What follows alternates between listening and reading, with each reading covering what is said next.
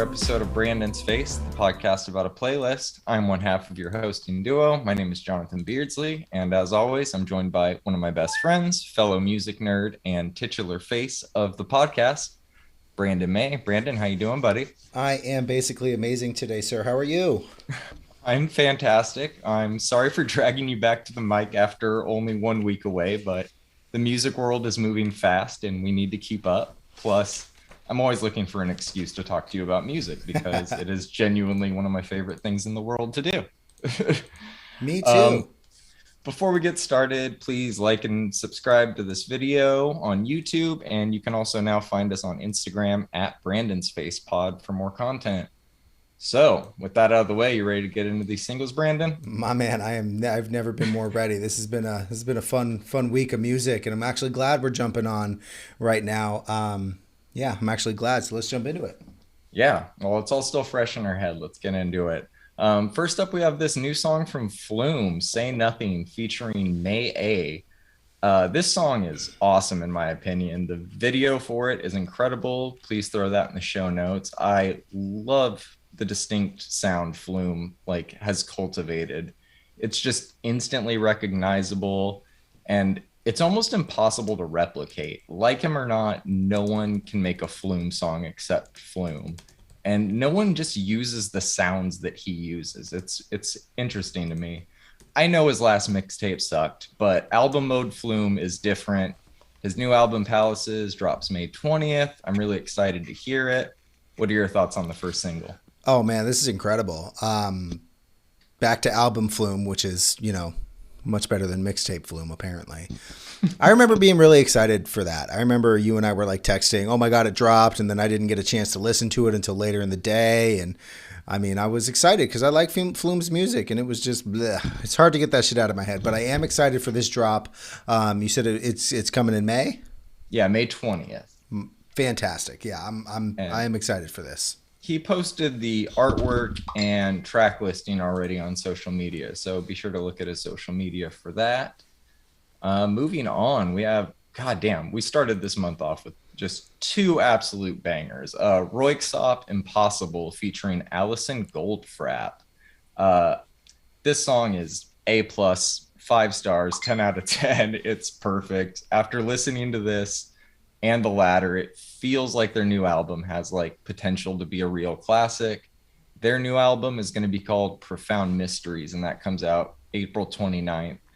I don't think I need to ask you if you liked this, Brandon. I need to ask you how much you liked this. Yeah, this song fucks. This album is going to be so good, man. This is very slowed down, chopped and screwed mastercraft, which is so awesome. So I'm very excited for this. I was listening to Fist of God the other day. I love Mastercraft. Oh man, that album. Fucking phenomenal, right? Incredibly underrated and kind of forgotten in the modern landscape of music. So if you're listening to this, look up Mastercraft, Fist of God. It's incredible. It really, really is. Speaking of incredible, we have the Psychedelic Porn Crumpets, a name I'll never fucking get over, with their new song, Bubblegum Infinity. First off, I would just love to see a notebook of all of their potential song names, because every single one they use is great. And you'd almost expect their music to be some sort of joke with the titles that they use, but it's good shit. I didn't really like Dread and Butter, but the other two singles they've released off their upcoming album have been good. How did you feel about this one? This is just great rock music, man. Just all around good. So... yeah, this is really, really good. I don't know when their new album's coming, but we'll definitely throw it on the playlist when it does drop. We definitely will. We have Goth Babe, Running Around. This is one you threw on. Why did you throw this one on? Because I love Goth Babe, man. Number one, I love the name of this music project. But number two, I really like the synth heavy indie rock, man. I don't know why it speaks to me. Yeah, it's got a really interesting vibe to it. It feels like Porter Robinson or Tycho in that it's electronic music that feels kind of grounded in nature in a way. It has a very soothing quality to it. Makes for really good background music for sure. Yeah, I enjoy that, and I'm just a fan of soothing indie rock. Who isn't? Who isn't really? Right. Next up, and correct me if I'm saying this wrong, Aegyptus, Leave No Survivors. What are your thoughts on this one? It is Aegyptus. There's nothing like some heavy dubstep to start out February. All the elements are there. It's classic 2009 style dubstep. It's good. I enjoyed it. Yeah, totally. It's very heavy, but it's got a really good groove and bounce to it. Definitely that 2009 Caspa and Rusco days. I enjoyed it though. Good shit. So Aegyptus is my boy. Shout out, and I Oh, actually give him a shout out. Yeah. we actually got to see him throw down a set at what was it was the Avalon in LA. In fact, it was the last rave I went to. It was not when you and I were raving, but it was a rave. It had, a funky poster with weird fonts and a bunch of dubsteppers. And I'm gonna throw a video that I took of this set into the show notes so people can kind of see what he does. And I don't know, man. I dig it. I'm not really big into dubstep lately. I think it's funny. I've seen kind of since dubstep kind of like took over there for a minute and then kind of backed off as far as popularity goes. I mean, at one point in 2012, dubstep was ubiquitous, right? You couldn't even like escape it. But now it's kind of faded back into light, and it's funny because I saw a split in basically everybody who liked electronic music. You either turned into a house head or a bass head. So I haven't really found a lot of new dubstep, and I don't really seek it out like I used to. But I really like this. Made me reminisce a little bit. Yeah, I feel like it got a bad rap because it became almost kind of a joke. Like there was like the Key and Peele sketch and all of that type of stuff that kind of lended itself.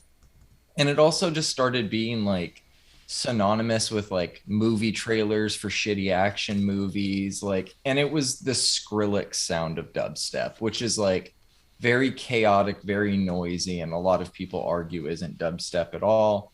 I'm not going to be that much of a purist about it. I think it falls closer into that realm of music than anything else, honestly. What do they call It's it? Bro just step? yes, yes. We will only refer to it as bro step on this podcast from now on. Yeah, I'm not into like the whole excision, earth shaking sound as much as I used to be, but I like to be taken back to that mood every once in a while, and this song did it for me. So shout out Aegyptus. I don't know him personally, but good shit. Yeah, good shit. Next up, we have Rolling Blackout Coastal Fever, The Way It Shatters. You want to talk about this one? I do. I'm a big fan of groovy, kind of almost just on the cusp of being out of place bass lines in indie music, which is one of the reasons why I like Interpol so much and why I like almost all of their music, because they've got that kind of like groovy bass to a lot of their music, even though it doesn't really fit quite with most of the guitars and the lyrics and the tone of the song. I think it adds a specific kind of layer and atmosphere, and I think that Rolling Blackout's Coastal Fever, which is a ridiculous name, kind of fit that bill almost perfectly. So I threw this on here just to really see what you thought about it. So I'm curious what you thought about it, John. Um, One thing about you, Brandon, you're gonna show me a new band from Australia every time we talk. Oh no, You are these need guys to or from not. Australia? Yes, and I love that about you, buddy. You're somehow tapped into like all these local Australian rock markets, and it makes me really curious about what you do when we're not talking. But I go to this Outback a is, lot. yeah, this is another one I've never heard from, but these dudes make some pretty good indie rock. I like it. Cool. I'm glad you did. Next up, we have one I threw on here, Luna Lee featuring Biba Doobie. I threw this on here without listening to it. I like Biba Doobie, and once I hit play, it pretty much sounded like one of her songs. I'm digging this grungy alt pop type sound that's going on. I don't know what turning gold into gray and the silver into rain means, but it sounds pretty fucking cool. Pretty good song. What did you think of it? I really got some strong vibes of something that I didn't really recognize in this song. What's just that? just kind of vibes, man. It was cool. It was neat. It was different. I really don't You really don't hear music like this a lot. Or at least historically we haven't. So I'm kind of glad that there's this kind of niche of female grunge indie pop sort of thing happening. And I really liked that. I think it was a loop. Is it a guitar riff? I think so. Yeah. I really liked that. It was cool. Yeah, and I feel like I undersold Luna Lee's contribution to this song a little bit. It's her song. It just like I associate this type of sound with Biba Doobie because she was the first one I started hearing bring this back like in 2020 a few years ago. Yep. But this is as good as her songs and sounds really fucking good. I'll definitely throw more of her new music on once we see some new songs drop. Sweet. All right, kind of a curveball. Coffee pull up. So this is a curveball to you and I both because I'm not a big dance hall fan or reggae fan, but this song had a really good energy to it when I hit play on it. I looked into the artist. She's 21 and from a place called Spanish Town in Jamaica, but she's signed to Columbia Records and will be releasing her debut album called Gifted March 25th. I just don't think we cover a lot of reggae on this podcast and have never covered an album, especially rooted in it. So thought this might be a fun one to start with. Song's pretty good, catchy. Saxophone at the end of it was pretty fucking incredible. What did you think? If I hear Rari one more time, John, I swear. Well, this isn't for me. I do enjoy the occasional reggae jam. So maybe I'll find some Australian reggae to throw on here. Dear God, save us all. That sounds. Right before we started talking, I was watching some performances from the Brit Awards last night, and Ed Sheeran performed Bad Habits with Bring Me the Horizon, and it made my ears fucking bleed because it was terrible. And I could not look away either. So I understand what you're feeling, but my boy actually texted me that video today. I haven't watched it yet. Shout out to Christian and me ignoring your texts. hey, I will watch it. I think his words were, every time I hear Ollie scream, I think about what a wasted talent he is nowadays. And I can't help but agree, man. I know that there's no money in deathcore, but I don't know, man. Yes. Stick to your roots or something. Subscribe to our non-existent Patreon for Brandon's thoughts on that video after he watches it. All right, let's get into some really good shit here because I'm pretty stoked to talk about this next one, which is John Woo Flick, Conway the Machine, Benny the Butcher, West Side Gun. Some of the best fucking basketball bars I've ever heard in a song. Just incredible. Love it.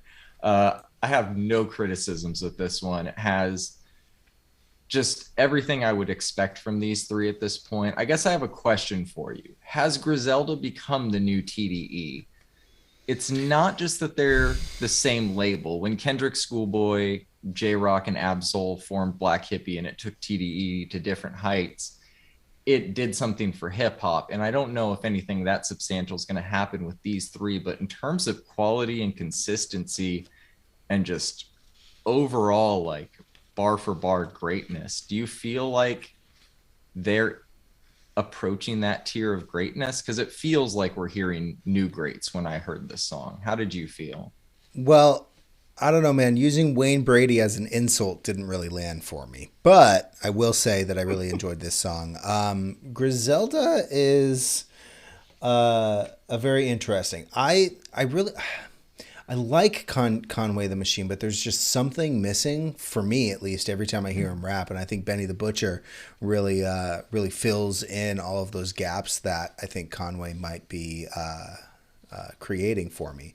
I did really like this song, and I don't know, man. TDE is pretty powerful, and I can. I guess pretty powerful. Was pretty powerful. That's valid. Yeah, I could see Griselda coming up. I mean, they've got Benny and Conway, and I think I really like their music. So we'll see what happens. I think it might be a little bit too viscerally drug dealing for the public, you know, like Drink from Not Kendrick during and Pusha T season. You can't say that during Pusha T season. There is no such thing as too drug what are you dealing. talking about, bro? I'm actually going to agree with you on that. Benny's kind of like my bridge into Griselda, like the one I tend to gravitate towards the most on a album basis, front to back. Conway, I really, really liked that Jid feature Yes. that he did, the Scatterbrain song last year. That one was phenomenal. I really like this. Both Benny and Conway have new albums coming out, I think, in the not too distant future. So we'll be hearing them a lot more soon. Um, hopefully, hopefully, like if Conway and Westside release new albums, which I know Conway's going to, hopefully they establish themselves on the same tier, at least in terms of our taste, as Benny has. Well, and I think maybe I should clarify. I didn't mean that I don't like drug dealing music because I'm a big fan of that. I just don't know if it'll. I don't know if a label that bases the majority of their music around drug dealing music can really become as big as say Kendrick or something along those lines because you know they kind of relate to the public in a more general sense, whereas the majority of people either hide the fact that they do a bunch of cocaine or don't do it. So, I think there's definitely a conversation to be had there, but there's also like the counter argument of Travis Scott got to maybe even greater commercial heights than Kendrick was getting to pre what just happened, that being Astro World. And all of his music is strictly about doing drugs, and it was making the radio, which is, it's a different world now, man. And I feel like we're going to be shocked and soon to be numb by a lot of the changes that we see in just like the way the general population consumes music that used to be too aggressive even 10 years ago. I can dig that, and hopefully, I'm surprised. Yeah, me too. I like progress. God, the day there's like a rap song without bleeped words on just the normal radio, I will be so fucking happy. I mean, It ruined Donda just, isn't an explicit album, bro. oh my God. All right, let's move on. Okay, we have Kavinsky back with a new one, Zenith, with Prudence and Morgan Fallon. I think I'm pronouncing that right. I hope I am. This Kavinsky rollout just keeps getting better and better. I was blown away by Renegade featuring Cautious Clay. I didn't know how he would be able to top it, but I've learned not to doubt him because everything in this song is fucking awesome. The production is really sleek, dynamic. The vocals and lyrics bring the whole vision together perfectly.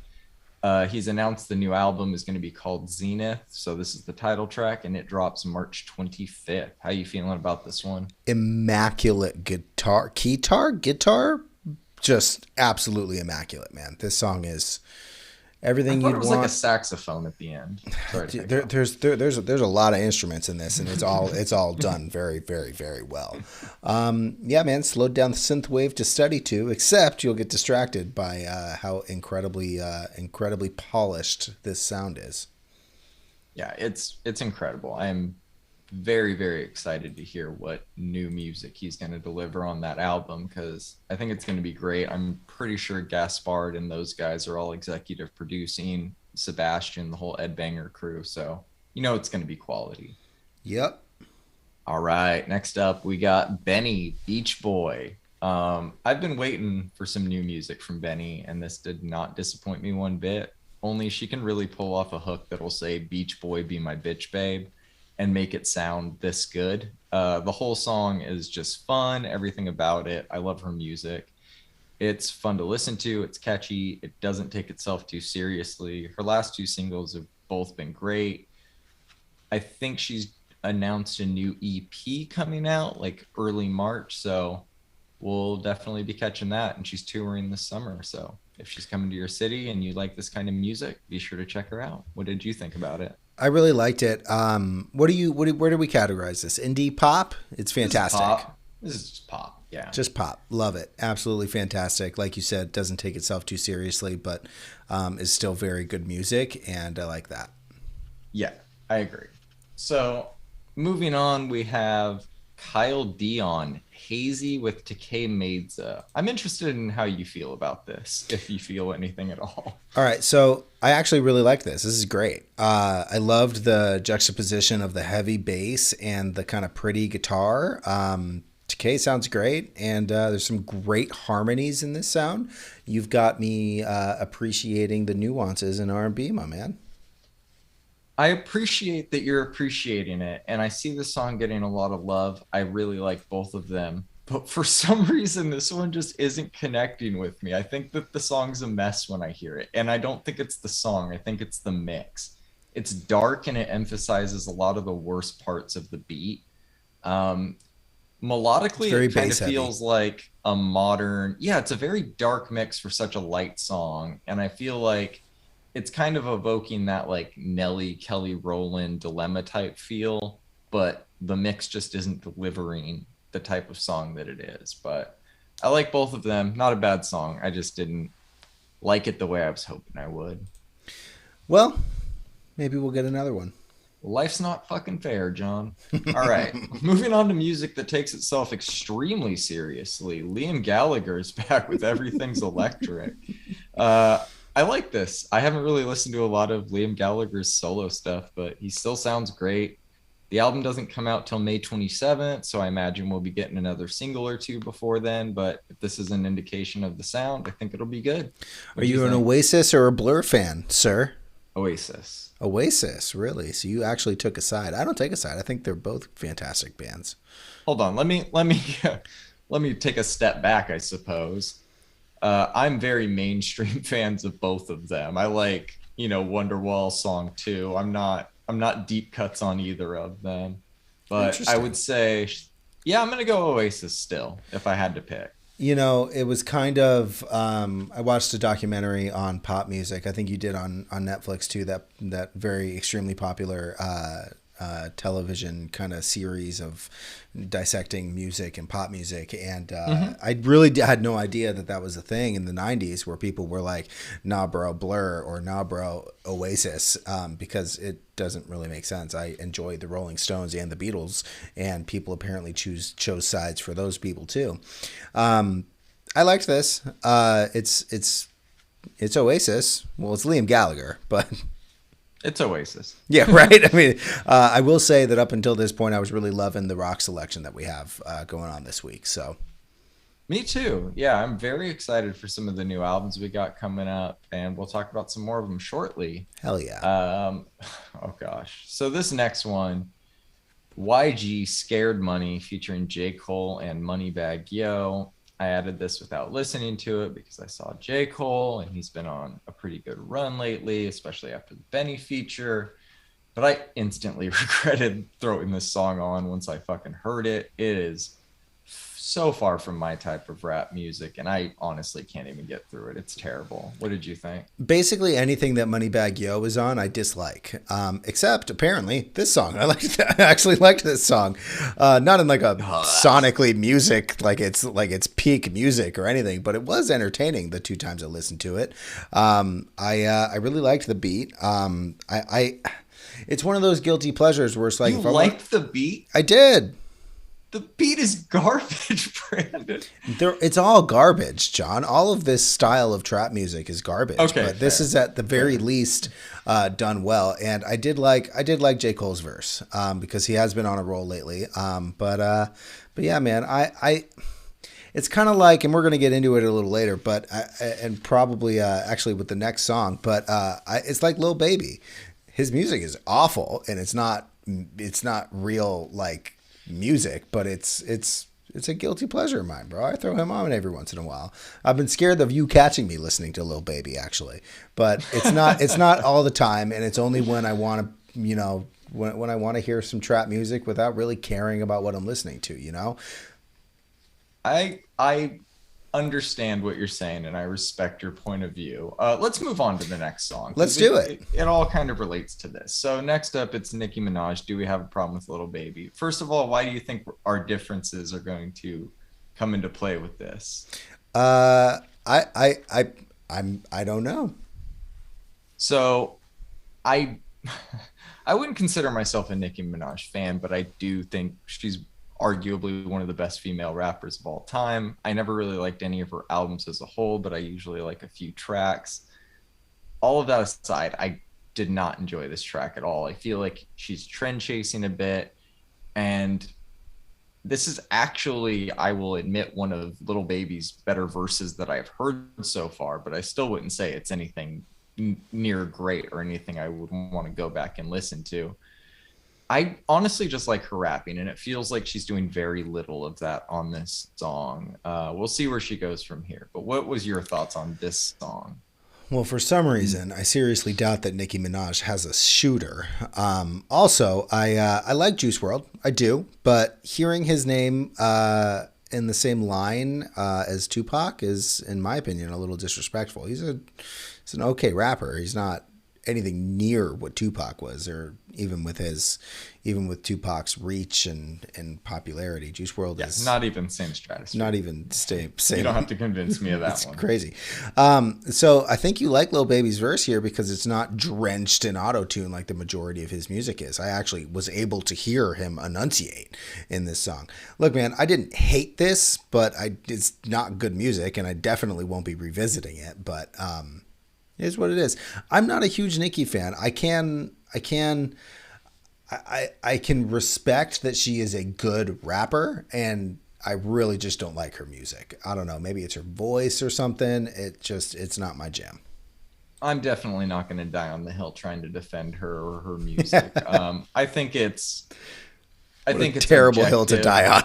Yeah, it really is. But I think you and I can both agree her verses on Monster and Bottoms Up are Hall of Fame caliber verses. For sure. Forever etched her name in whatever history books there are. But our love for her like deeper cuts and more commercial cuts beyond that just kind of vary. Doesn't she has 2 verses on My Beautiful Dark Twisted Fantasy, I think, and every time I turn that album on I think what like, why is she here? It's like the only parts of that album I don't really like. Yeah, her doing a very weird British accent fairy tale thing to open the album is weird, but I honestly think it works. It does. I think work. Her verse on Monster is easily the best verse on the album, though. It's just incredible. Yep. Okay, we'll agree to that. Okay, moving on. You're good on Nicki Minaj. You don't want to spend another 30 minutes on that song? I think we should, actually. Let's go back. So the Anaconda video changed my life. All right. All right, moving on. We have The Devil Wears Prada Watchtower. You were complaining last time we talked about the lack of metal we've gotten so far this year, so I figured I'd throw this on here for you. I think it's a good track. Mike's voice sounds like back to normal. It was sounding pretty rough there for a few years. Sure was. And I think he sounds super powerful again.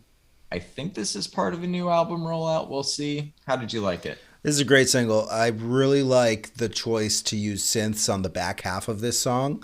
Kind of lightens it up while still staying really heavy. The breakdown is okay. It's not their best. It's not their worst. So it's pretty good. I liked it.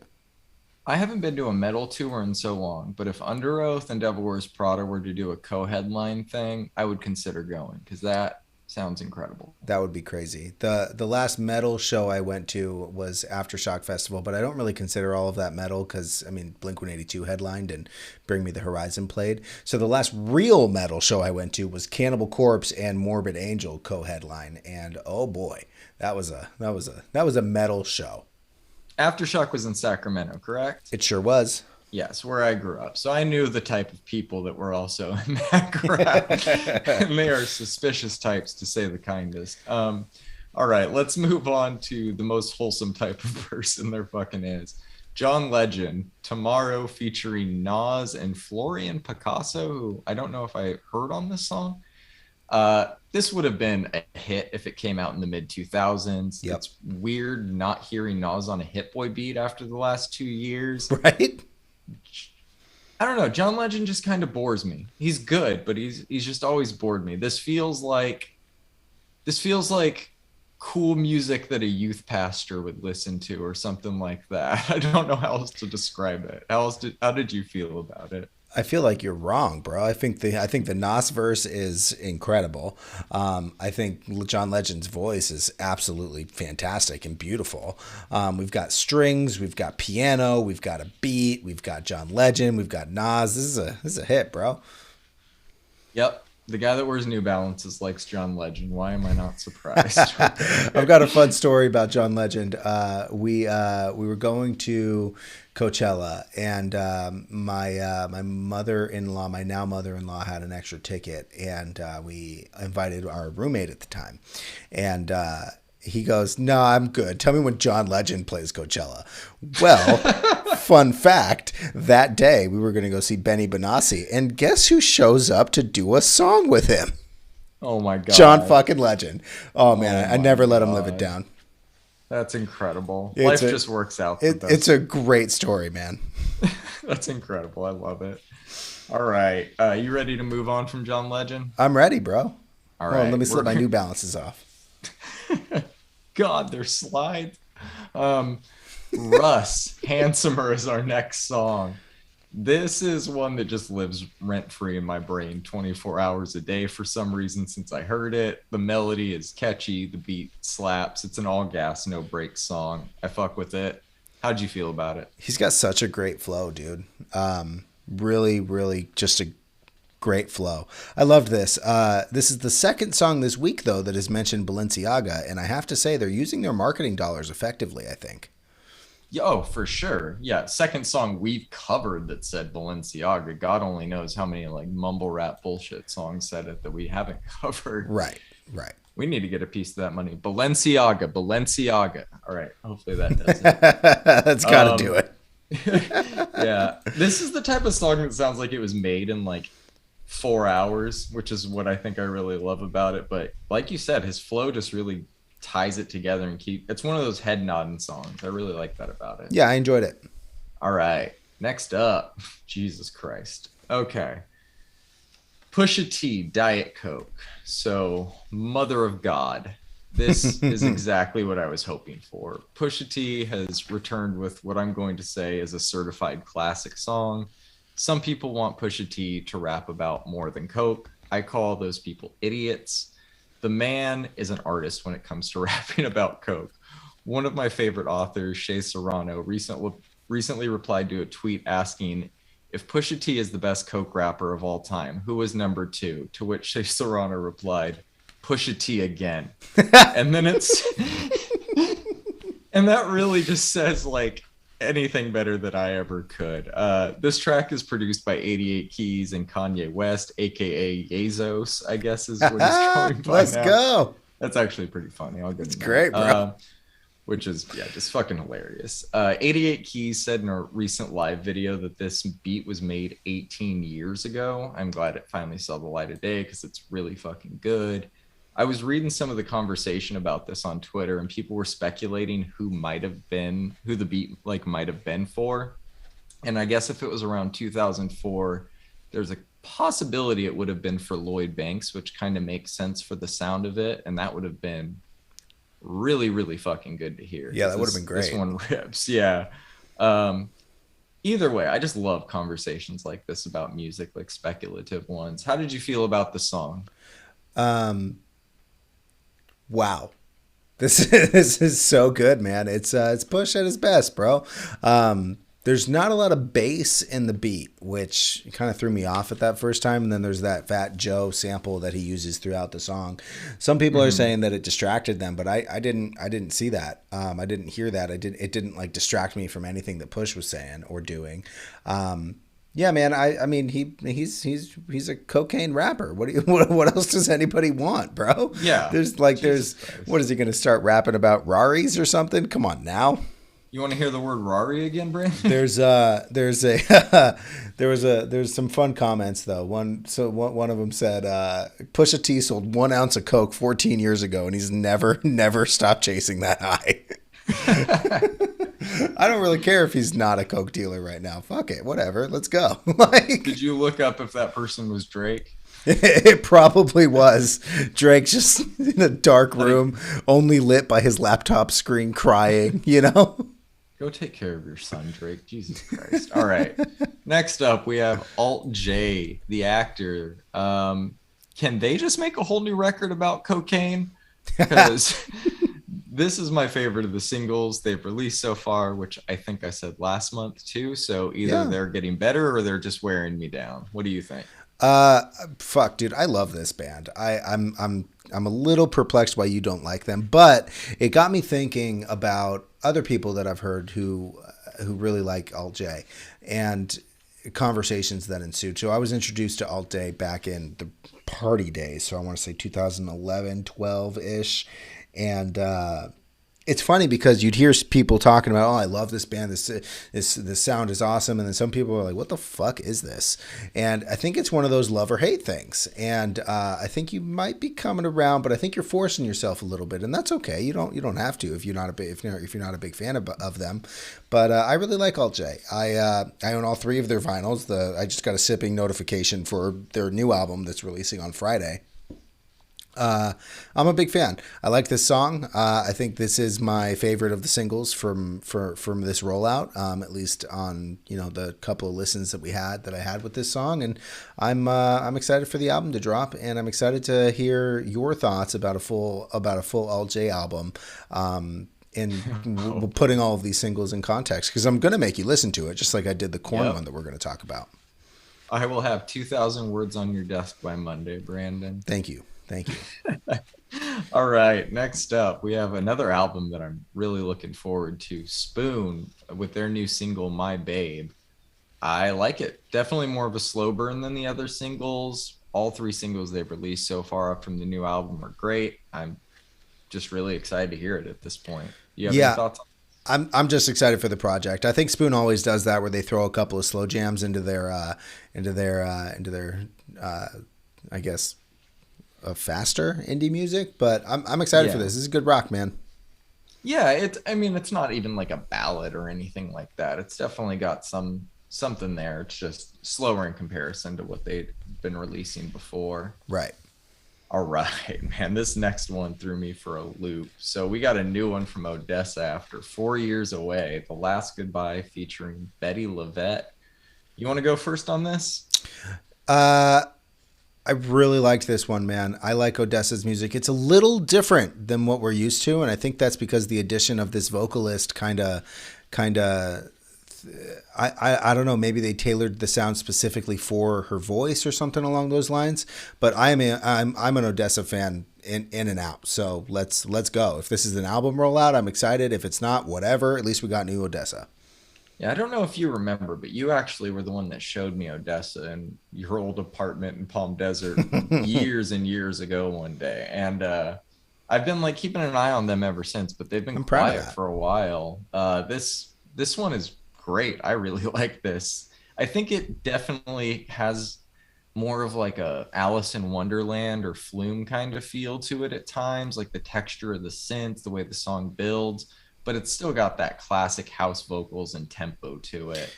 This is everything I really could want from a new Odessa song. And I honestly think her voice is great. It sounds Oh, insane. I think her voice is great as well, and it just I don't know, maybe for me it just shows musical growth for them, and I like it when artists like this don't just stick to their niche and they really go and try to grow. And I think that Porter Robinson, I think that Flume, I think that a number of artists like this, like Caribou, even are great examples of artists who are able to grow and not lose their original sound, but are able to add layers and textures to their music. And yeah, I'm excited for this. This is good. I'm proud that I showed you Odessa for the first time. Today I learned. Well, today I remembered, I guess. Yes, yes. I've implanted a memory in your brain. So God, man, it's kind of crazy because they were away for 4 years. We had Porter away for so long, Flight Facilities away, Swedish House coming back, Royksopp coming back, Flume coming back. Like these are Kavinsky. all Kavinsky coming back. This is just like I feel like all they're either just all incredibly inspired or all of the money from the EDM boom of 2010 finally ran out and we're getting some new content. Either way, I'm happy to get it. Right. All right. We got one you threw on here today. Portugal the Man. What? Me worry?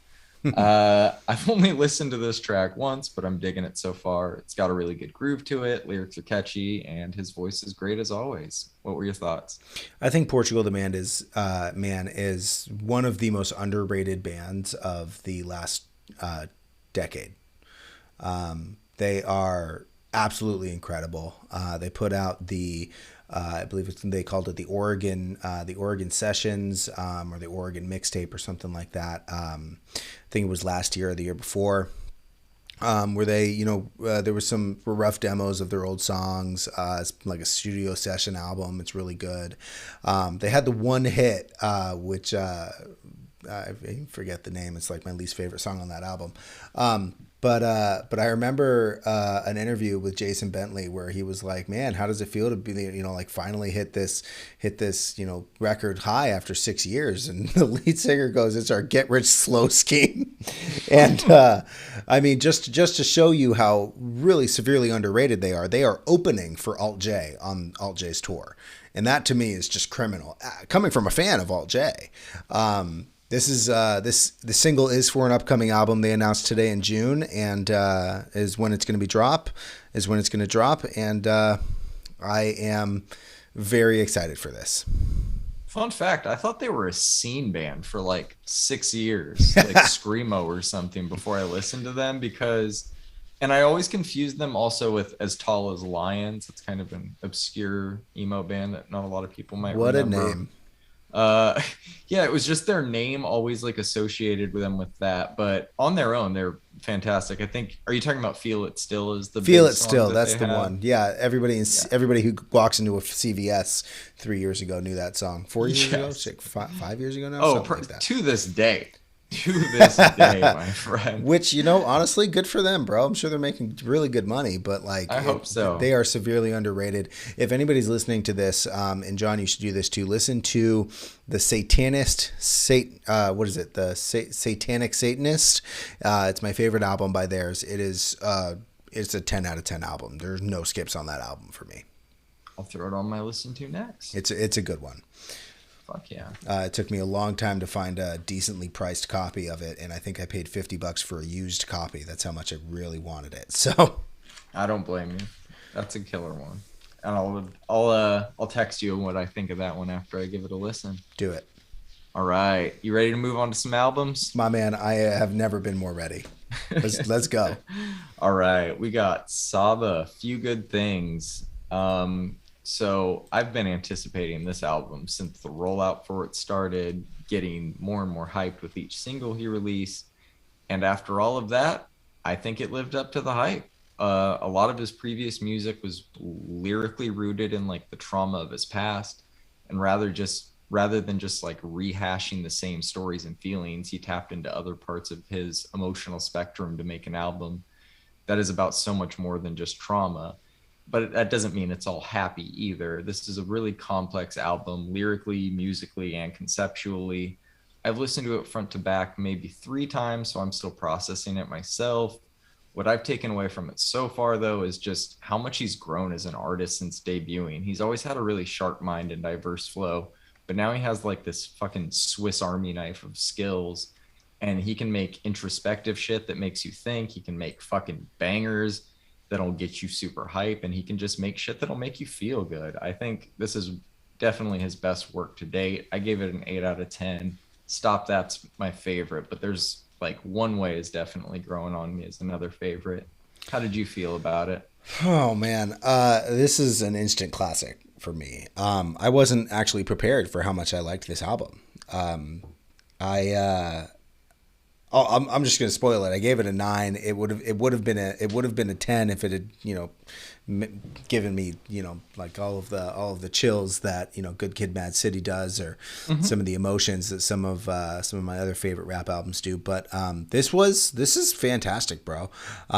It's an instant classic. It's very intelligent. There's what I mean by that is there are specific rhyming methods that I attribute to some of the greats, and I think he hits on like all of them.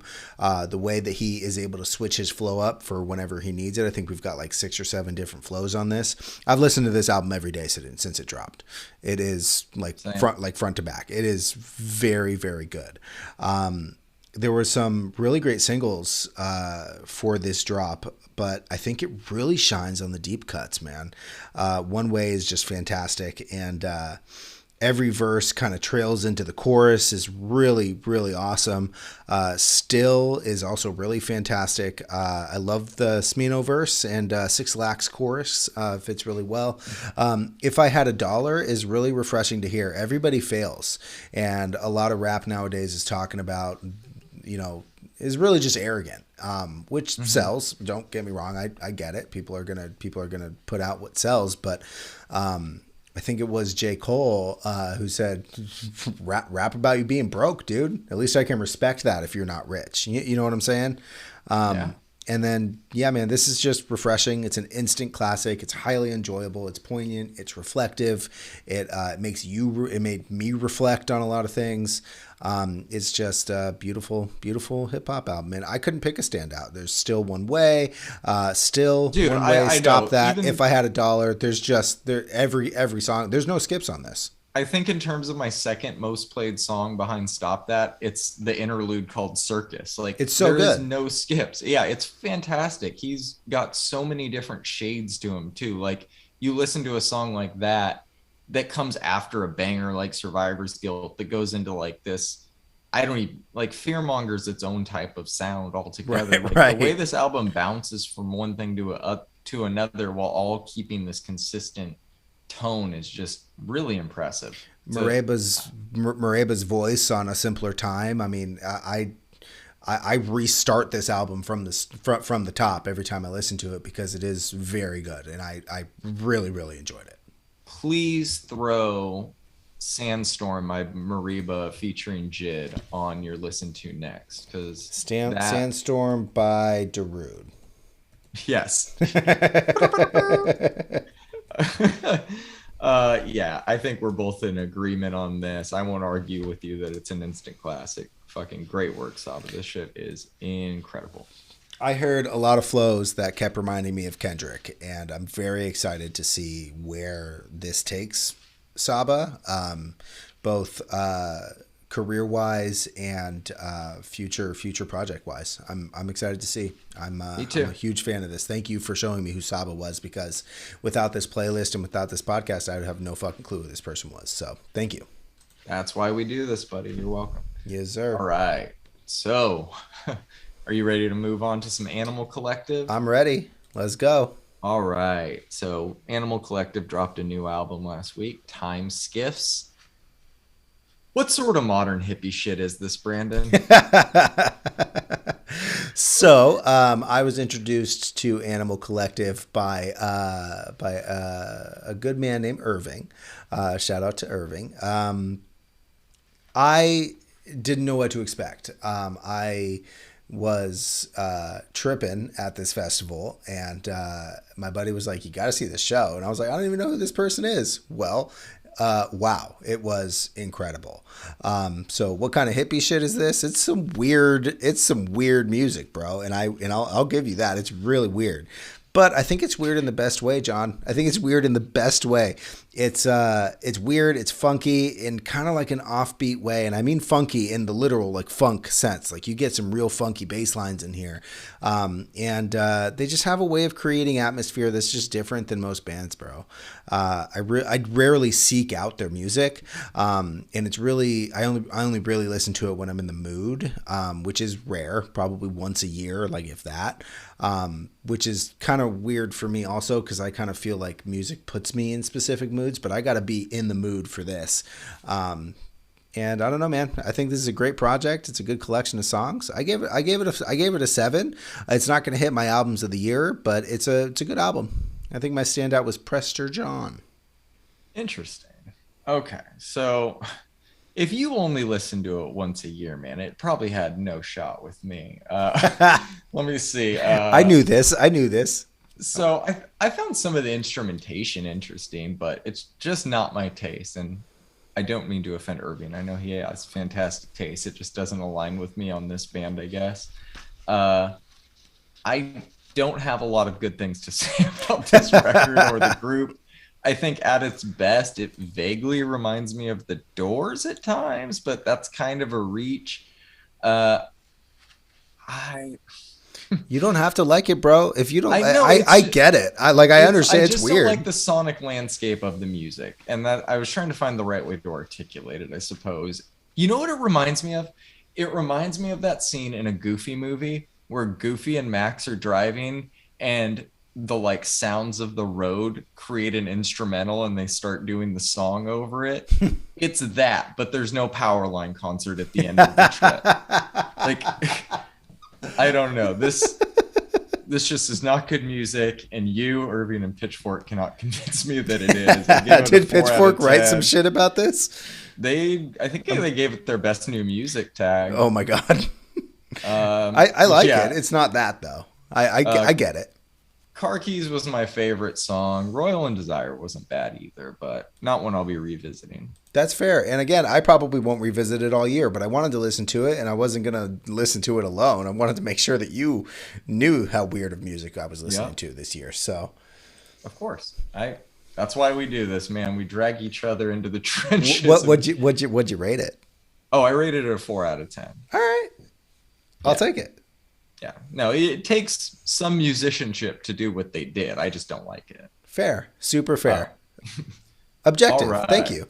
Yes. Yes. I am fair, stern, but fair. All right. Are you ready to move on to some corn? I am. Okay. We got a new one from Corn, Requiem. I'll let you go first on this one. I know. I know. I'm not a troubled 16-year-old anymore, but I still love this band. Look, this album has a collection of really great riffs. It's got some insightful lyrics here and there, some lyrical moments. This is the same album that they've been releasing since the 90s, with the exception, of course, being that dubstep album. Jonathan's voice is great. It's unique. They have actually properly tuned the bass since the 90s, which is something. But look, man, I know that they're never going to make a 10 out of 10 album. But I have to appreciate and still support the band, one of the bands that helped shape my musical taste. I never would have gotten into deathcore if it were not for me listening to Slipknot and Korn. And it just is what it is, bro. I like their music. I think they put on a fantastic live show. And if you ever happen upon a show where you're at a festival to go see The Devil Wears Prada and Bring Me the Horizon and Korn ends up playing, go see them. You'll be impressed. I promise you that. Look, man, again, it's not a 10 out of 10. I actually gave it a 7. It's probably more like a 6, and my bias is getting in the way, but I really like it. I actually think Disconnect is my favorite out of all of them. I need to know what you thought, though. So it's not a great album. It's middle-aged guys making some heavy-ass butt rock, but it has its fair share of moments. The clear standouts for me were Forgotten, Start the Healing, and Lost in the Grandeur. Well, nothing on this album is going to make a significant contribution to their legacy, but it doesn't really show signs of them slowing down that I thought it would either. So I think it's impressive in that regard. I'll also give them notes for making it fairly brief. They showed restraint in terms of track listing this, and I respect that. But what they lack in being heavy, they make up for with the weird darkness that their music always evokes. They're masters at cultivating that weird, eerie ass fucking sound. If you listen to a few tracks from Follow the Leader Issues and you listen to your standout track, Disconnect, you can clearly hear it's the same band. And while they have definitely taken some stylistic detours throughout their career, they're still the same guys at their core, and they still pretty much have like, you know what to expect from them, and they will deliver if you're a fan of theirs. And I think that's pretty much all you could want from a band like this after 25 years. But yes, not my thing. I gave it a 5 out of 10. Start the Healing was my standout. Start the Healing is a good one. Lost in the Grandeur is pretty good too. It's got that. It's pretty cool, man. Yeah, I think the first half of the album runs pretty good. Honestly, the whole album's pretty good. It's just not my taste. And And that's totally fair. Let me ask you something. Did you listen to Korn when you were younger?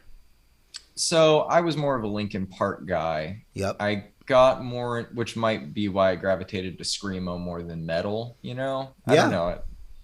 We should write a therapy book because I think we're unlocking some keys to my childhood here. Some core Uh, memories. some corn memories. ah. um, so yeah, I think I didn't get into corn beyond like deep cuts until I started getting into Slipknot, which was like high school age. I was into Linkin Park in like middle school and shit. Yeah, I mean, let, let me put it to you like this.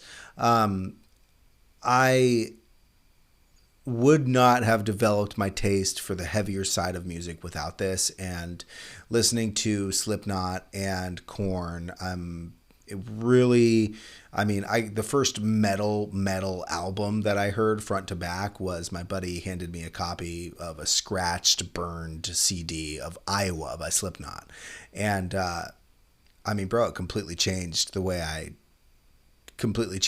thought about music. The heaviest shit I had heard at the time was The Used, which, isn't entirely heavy, although they have some heavy moments. But it really got me into, oh, music can be like this.